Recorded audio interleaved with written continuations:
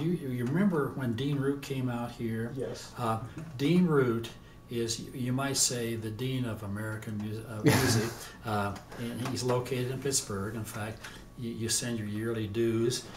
There's a magazine right there on the shelf that just caved the other day. Right next to our magazine.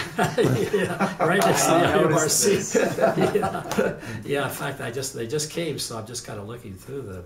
But Dean, at the time, we sort of celebrated the opening, and Dean Root came out and he said, and it was called the Stephen Foster Collection in Pittsburgh. Well, it had more than Stephen Foster, of course, but that was basically the name of the thing. And he said, this is one of the best music collections in the country. You know, the things we had, the composers, all the other paraphernalia that we list here, the sheet music collection, like the Morris Dry collection, that came to me through me actually.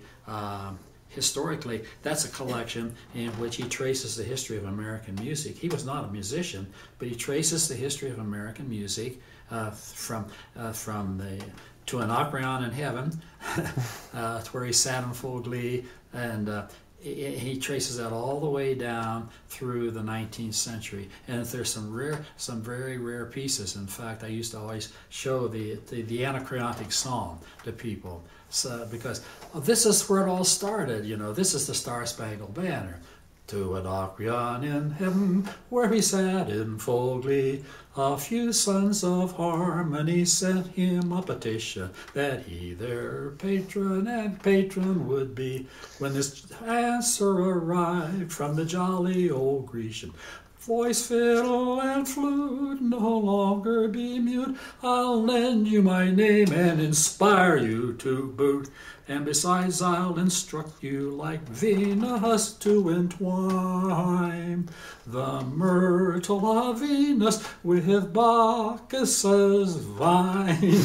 And hey, didn't know you were going to have very highfalutin sentiment. But of course, that was a gentleman's club in England, and they would meet and they would have singers back of them, you know, sitting, and they would provide the songs. They unless the gentlemen could sing themselves. And the only reason I happen to still know that is because I think I sang it to every class for 40 years. Well, it's interesting that a lot of people who know, the more they know about the Star Spangled Banner and where it came from, the less they feel it should be a national anthem. Yeah, you know? yeah. It's a strange tune to begin with, as you could point out. But not only that, you know, then it really isn't American, you know, so, in its roots. But anyway.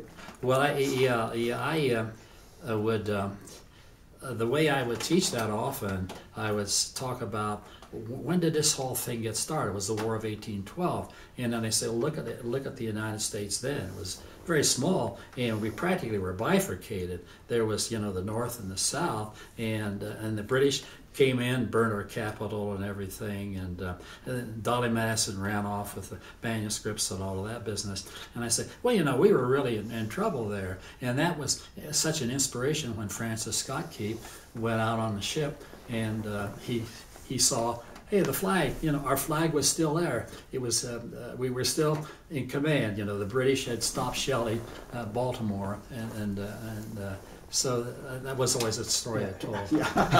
I think I told it fairly accurately, Bob.